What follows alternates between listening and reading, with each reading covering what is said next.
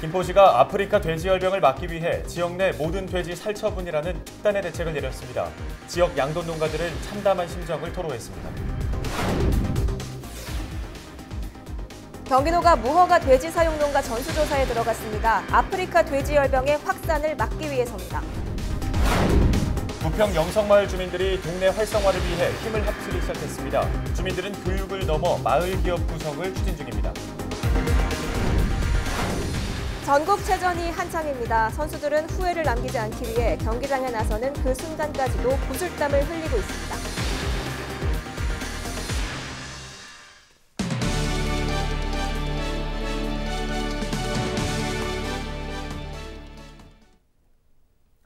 시청자 여러분, 안녕하십니까? 헬로티비 뉴스 시작합니다. 오늘의 첫 소식입니다.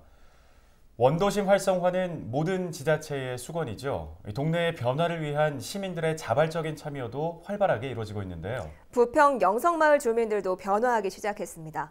이 변화를 이끈 힘은 바로 주민들의 참여였습니다. 이재필 기자가 보도합니다. 붓을 옮기는 주민들의 손끝에서 정성이 묻어납니다. 부평 영성마을 주민들이 참여하는 생활미술 교육 프로그램. 주민들은 이곳에서 그림을 그리며 즐거운 한때를 보냈습니다. 제가 접해보지 않았던 분야에 대해서 새로운 도전? 이런 부분, 예. 그리고 제가 관심 없던 부분에 대한 새로운 관심을 갖게 되는 부분은 좋은 것 같아요. 그림 그리기는 여가 활동에만 그치지 않습니다. 프로그램을 준비한 영성마을 두레협동조합은 교육생들이 지역 학교의 방과 후 수업 강사로 나설 수 있도록 지자체 그리고 교육당국과 협의 중에 있습니다. 지역 주민들의 여가 활동과 일자리 창출 방안을 함께 고민하는 겁니다. 공유경제와 공동체 교육 등 운영 중인 교육 프로그램도 다양합니다. 그냥 동아리로서 즐기는 것 그 이상으로 또 교육적인 차원으로도 그리고 또 그게 또 전문화돼서 직업으로도 연결될 수 있도록 도와드리는 역할을 하고자 합니다. 얼굴도 모르는 이웃들. 영성마을 두레협동조합은 이런 각박한 분위기를 해소하기 위해 지난해 4월 구성됐습니다. 주민들이 직접 부녀회와 북카페 등을 만들어 주민들끼리 이야기를 나누고 소통하는 공간을 만든 겁니다. 영성마을은 여기서 한 발 더 나아가 지역 경제 활성화에 이바지할 수 있는 사회적 기업을 꿈꾸고 있습니다. 마을이 지속적으로 발전하려면 마을 활동을 하면서 최소한의 뭔가 소득이 있는 보람을 느낄 수 있는 그러한 일을 찾아야 되는데 그 구성원들이 좀 더 많이 모이고 좀 더 활성화되면 사업 아이템들이 이제 갖추어지고 구체적으로 그림이 그려지면 그때는 마을 기업으로 전환시키려고 하는 작업을 준비하고 있습니다. 원도심 활성화는 어려운 과제입니다. 영성마을 주민들은 합심해서 그 돌파구를 찾고 있습니다. 헬로티비 뉴스 이재필입니다. 다음 소식입니다. 농가 두 곳에서 아프리카 돼지열병이 발생한 김포에서는 결국 특단의 조치가 내려졌습니다. 정부와 김포시는 지역에 남아있는 돼지 일부를 수매하고 나머지는 모두 살처분하기로 했는데요. 더 이상의 확산을 막기 위해 내려진 어쩔 수 없는 조치지만 농가들은 그야말로 참담한 심정입니다. 네, 취재기자와 지역 분위기 자세히 들여다보도록 하겠습니다. 이세진 기자가 스튜디오에 나와 있습니다. 네, 이 기자, 김포에서 아프리카 돼지열병 확진 판정이 나온 농가가 지금 지난주까지 모두 두 곳인데요. 네. 발생 농가 주변 3km 이내까지 살처분을 해야 되는데 이 살처분 진행은 완료가 됐나요? 현재 상황 어떻습니까? 네, 먼저 지난 3일 김포 통진읍 농가에서 아프리카 돼지열병이 추가로 발생하면서 김포에서는 모두 두 곳에서 아프리카 돼지열병이 발생을 했죠. 김포시는 2차 발생 농가 인근 반경 3km 이내 농가 9곳의 돼지 25,919마리를 지난 주말까지 모두 살처분했습니다.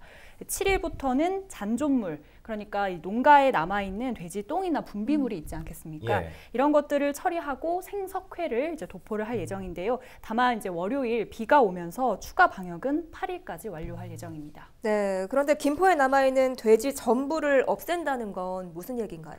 네, 그렇습니다. 이 지난 4일 국무총리 주재로 열린 아프리카 돼지열병 방역 상황 점검 회의에서 농림부는 김포와 파주, 연천 이렇게 세 군데의 접경 지역의 돼지 모두를 수매하거나 살처분하기로 결정을 했는데요. 네. 첫 발생 농가 때 살처분을 하고 난 이후 김포에 남아있는 돼지가 44,000여 마리였어요. 예. 이후 이제 2차 발생 농가 이후에 지난 주말까지 25,000마리가 매몰됐으니까 현재 지금 5농가 18,000여 마리가 남은 것으로 지금 추정이 되고 있거든요.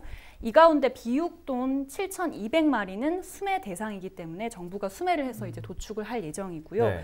나머지 11,000마리 정도가 어미돼지와 새끼돼지인데 이들은 살처분 대상이 될 것으로 보입니다. 김포시는 월요일인 7일부터 이들 5농가의 돼지를 살처분 할 예정입니다. 수매 신청은 지난 4일부터 시작을 해서 8일까지 받고 있고요. 수매 대상 돼지는 농가에서 사전 정밀 검사를 거쳐서 이상이 없는 경우에 도축장으로 이제 출하가 되고 도축장에서 다시 한번 검사를 거쳐서 비축할 예정입니다. 네, 이 말씀하신 대로라면 이 멀쩡한 돼지까지 모두 살처분을 하겠다는 건데 그러면 농가들의 반발은 없을까요? 네, 농가들의 심경 저희가 뭐 다 헤아릴 수는 없겠지만 예. 정말 참담한 심경일 텐데요. 때문에 정부에서도 농가 보상을 고려를 하고 있습니다. 수매를 포함해서 살처분을 했을 때에도 정부에서 일정 부분 이제 보상을 할 예정이긴 하지만 사실 이 보상 금액이 어떻게 정해지냐는 부분이 사실 상당히 예민할 수밖에 없는 부분이거든요. 네. 일부 농가들은 아프리카 돼지열병 발생 이전에 비해서 이 돼지 한 마리당 받을 수 있는 가격이 10만 원 이상 떨어졌다. 이런 지적도 내놓고 있는 상황이에요. 예. 네. 이런 상황에서 이 시가, 시장 가격을 이 보상금에 적용을 했을 때 농가들이 만족할 만한 보상금을 받을 수 있겠느냐 이런 부분이 좀 우려할 만한 지점이고요. 또 적당한 보상금을 농가에서 받는다고 해도 그 이후의 문제도 있습니다. 네. 살처분 이후에 농가가 돼지를 다시 입식을 해서 키우려면 농가 방역, 뭐 바이러스 잔여 여부 이런 여러 가지 검사들을 거쳐야 하는데요. 이 시간이 뭐 적게는 1년 6개월에서 3년 가까이 걸린다고 해요. 예. 그동안 이제 농가는 농장을 그대로 비워둔 채 놀려야 하는 상황인 겁니다. 상당히 절망적인 상황인데 다만 뭐 일부에서는 언제 아프리카 돼지 열병이 걸릴지 노심초사하는 것보다는 낫지 않겠느냐 하면 어쩔 수 없이 이 정부 방침을 받아들이는 모습이기도 했습니다. 그렇군요. 이 살처분 방침에 따라서 돼지가 모두 사라지면 김포에 있는 방역 초소는 어떻게 되는 건가요? 문을 닫는 겁니까? 그렇지는 않습니다.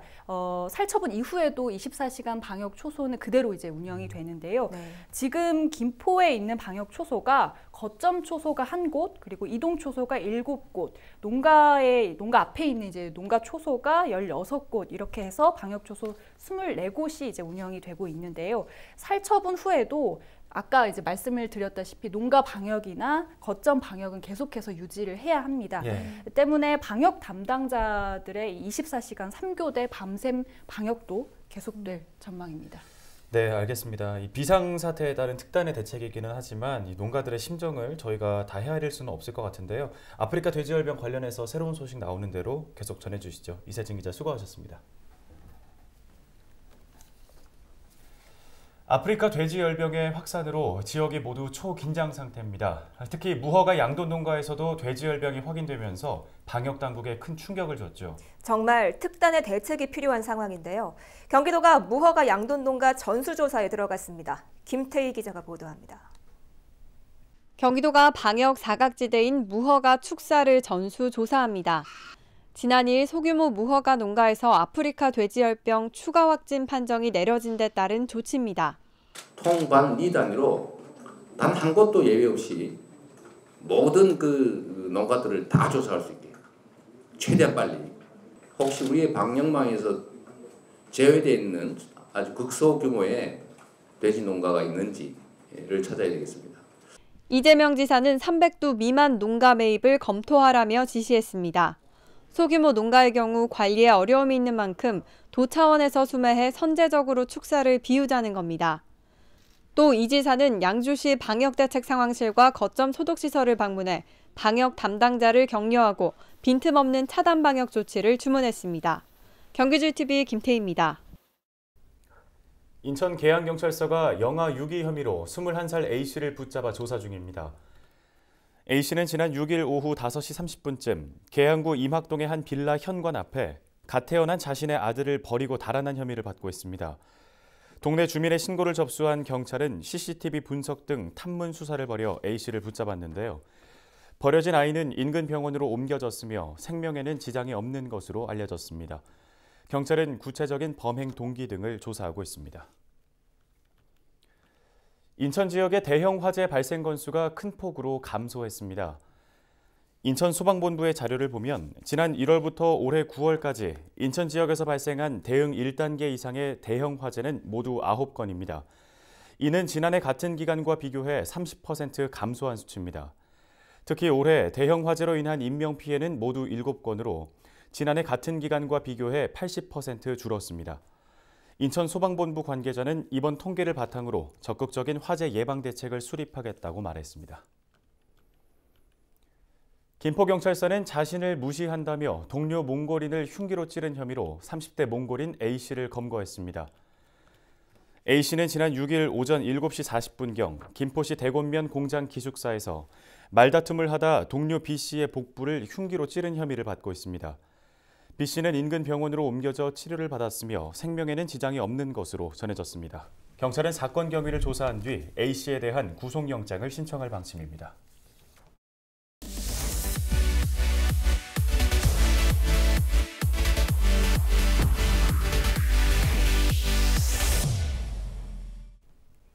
전국체전이 수도권 일대에서 열리고 있습니다. 경기에 나서는 선수들의 각오가 남다를 텐데요. 사소한 차이로 기록이 달라질 수 있는 만큼 경기에 임하기 전 선수들의 컨디션 관리는 무엇보다 중요하겠죠. 1년 동안 준비한 성과를 후회 없이 선보이기 위해 선수들은 경기장에 나서기 직전까지 구슬땀을 흘리고 있었습니다. 김진재 기자가 취재했습니다. 3-3-5 무리를 지어 달리는 선수들. 경기를 몇 시간 앞두고 준비 운동이 한창입니다. 경기장에 들어서기 직전까지 최대한의 컨디션을 끌어올리는 겁니다. 체조랑 스트레칭이랑 그냥 기본 보강 같은 거 하고 있어요. 한두 시간 전에 먼저 풀고 들어가요. 몸을 많이 풀면 이제 시합할 때 좀 가볍게 할 수 있거나 아니면 좀 유연성 그런 것들이 좀 좋아지는 것 때문에 1년간 갈고 닦은 실력을 선보이는 순간 경기장에 들어선 선수들의 표정이 진지합니다. 긴장을 풀어보려 몸을 움직이는 선수들. 이내 출발 신호가 울리자 혼신의 힘을 다해 달려나갑니다. 비가 내리는 날씨지만 응원 나온 관중들은 우산을 쓰고서 자리를 지킵니다. 조금이라도 더 잘 보일까 자리에 앉지 못하고 경기장을 바라보는 선수의 가족과 친구들. 혹여나 다치진 않을까 걱정과 함께 메달에 대한 기대도 걸어봅니다. 저희 아들이 지금 경기하러 보러 왔습니다. 지금 비가 오니까 아무래도 미끄럽고 그것 때문에 신경이 좀 많이 쓰입니다. 나름대로 노력한 성과가 있어서 저희도 이제 가슴 졸이면서 지금 보고 있습니다. 1년 동안 노력의 성과를 선보이는 전국체전. 선수들은 경기장에 들어서는 마지막 순간까지 긴장의 끈을 놓지 않았습니다. 헬로티비 뉴스 김진재입니다. 인천 유나이티드 U18 대건고가 서울에서 열리는 전국체육대회 남자 고등부 축구 결승전에 진출했습니다. 대건고는 효창운동장에서 열린 준결승에서 광양 제철고를 승부차기 끝에 5대4로 극적으로 누르고 결승에 올라갔습니다. 다른 조에서는 경희고가 강호 금호고를 누르고 결승에 안착했습니다. 대건고는 지난 2월 문체부배 전국 고교 축구대회에서 경희고를 2대0으로 이긴 경험이 있어 우승을 자신하고 있습니다. 대건고와 경희고의 결승전은 9일 오전 11시 효창운동장에서 펼쳐집니다. 마경남 부평구 의원이 7일 부평구 향토문화유산 보호조례안 발의를 위한 의견 수렴 간담회를 열었습니다. 간담회에는 신동욱 부평문화원장과 김정아 부평역사박물관 학예연구사 등 관계자들이 참석했습니다. 조례안은 지역 향토문화유산을 보존하기 위해 위원회를 운영하는 등의 내용을 담고 있는데요. 마 의원은 향토문화유산의 가치와 보존, 관리에 대한 필요성이 인식되기 시작했다며 조례 제정의 필요성을 강조했습니다. 해당 조례는 이번 232회 부평구의회 임시회에서 다뤄질 예정입니다. 부평구 삼산이동 주민자치위원회가 지난 5일 부평역사박물관 뒷마당에서 제9회 굴포천 통통통 환경축제를 열었습니다. 축제에는 지역 주민 1,500명이 참여했는데요. 축제는 추억의 달고나 만들기 등 체험 프로그램과 먹거리 장터로 구성됐습니다. 특히 삼산중의 난타와 영선초의 국악 관현악단 등 초천 공연도 축제에 흥을 더했습니다. 다음 소식입니다. 올해 계양 구민의 날 기념식이 지난 5일 계양구청 대강당에서 열렸습니다. 25번째를 맞는 계양구민의 날 행사에는 자랑스런 계양구민상 등 지역민을 대상으로 한 시상 5개 부문에서 구민 40여 명이 수상했습니다. 또 박남춘 인천시장과 계양 지역구 국회의원인 송영길, 유동수 의원도 참석했습니다. 특히 올해는 아프리카 돼지열병으로 인해 가을 음악회와 불꽃놀이 등이 사전에 취소되며 행사가 축소돼 기념식만 진행됐습니다. 인천이 정규리그 마지막 경기에서 전북과 0대0 무승부를 기록했습니다. 인천 축구 전용 경기장에서 열린 경기에서 인천은 무고사를 최전방에 세우고 득점을 시도했지만 전후반 득점 없이 아쉽게 비겼습니다. 정규리그 마지막 경기에서 승점 1점을 챙긴 인천은 승점 26점으로 최하위 제주보다 승점 3점을 앞서며 11위를 기록 중입니다. 인천은 상주와 수원 성남, 경남 제주와 함께 하위 스플릿 경기를 통해 강등 여부를 결정하게 됩니다. 경기도시공사가 신혼부부 전세 임대주택 입주자를 12월 27일까지 추가 모집하기로 했습니다. 모집 물량은 30세대이며 자격 요건은 무주택자로 2억 8천만 원 이하의 자산을 가진 시민입니다. 신혼부부 전세 임대주택은 해당자가 원하는 주택을 물색하면 도시공사가 대신 전세 계약을 체결한 뒤 재임대하는 방식입니다. 지원 한도액은 가구당 1억 2천만 원으로 입주자 부담금 5%를 제외하면 최대 1억 1,400만 원까지 전세금을 지원받을 수 있습니다. 부천시가 2019년도 민선 7기 공약사업 이행을 점검하기 위해 한국 매니페스토 실천본부와 함께 시민평가단을 선정했습니다. 전화 면접을 통해 연령과 지역, 성별 등을 안배해 구성한 시민평가단은 모두 30명으로 공약 이행 현황과 조정안건 심의, 의견 제시 등의 역할을 맡습니다. 시민평가단은 지난 2일 분임 토의를 거쳐 미세먼지 낮춤 대책 등 부천시 공약 점검 과제 10개를 선정했고 환경 변화에 따라 조정이 필요한 공약 변경도 논의할 계획입니다. 부천 지역 사랑상품권 부천페이가 발행 6개월 만에 발행액 250억 원을 넘어섰습니다. 부천시는 7일 지난 4월 부천페이 출시 이후 최근까지 6만여 장의 카드를 발급해 251억 원의 판매 금액을 기록했다고 밝혔습니다. 또 부천페이 실제 사용 금액은 189억 원이며 음식점과 음료식품점, 편의점과 슈퍼, 학원과 약국 등 지역 소상공인들에게 약 40억 원의 영업이익이 돌아갔다고 분석했습니다. 시는 연말까지 부천페이 발행액이 340억 원을 넘을 것으로 보고 스마트폰 앱과 오프라인 발행처를 확대하기로 했습니다. 제100회 전국체전이 한창인데요. 우리 지역 경기 어떻게 진행되는지 상황 알려드립니다.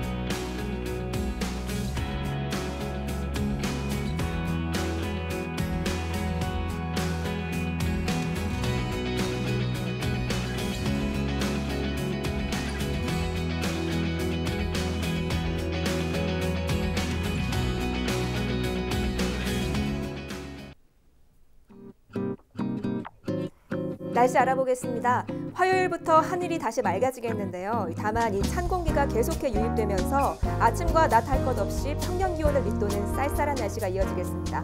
아침 기온 14도, 낮 기온 20도 보이겠습니다. 주간 날씨 볼까요? 수요일 한글날 아침에는 서울 기온이 한 자릿수 8도까지 뚝 떨어질 전망입니다. 제19호 태풍 하기비스 소식도 궁금하실 텐데요. 지금은 괌 인근 해상 쪽에 위치하고 있습니다. 주 후반쯤에는 일본 오키나와 쪽으로 이동할 것으로 예상하고 있습니다만 한반도에 영향을 줄지 여부에 대해서는 조금 더 지켜봐야겠습니다. 전국적으로 수요일에는 비구름이 걷히겠고요. 구름만 많거나 맑은 날씨가 되겠습니다. 우리 지역 바다 날씨 보시죠. 서해상 하늘에도 구름이 많겠고요. 파고는 2m까지 일겠습니다. 현재로는 우리나라보다 일본에 상륙할 가능성이 태풍이 훨씬 큽니다. 하지만 태풍 반경이 워낙 커서 우리나라도 남해와 동해, 남해안과 동해안이 태풍 영향권에 들 것으로 보입니다. 오늘 준비한 소식은 여기까지입니다. 헬로티비 뉴스는 언제나 지역 주민 여러분 곁에 있겠습니다. 시청해주신 여러분 고맙습니다.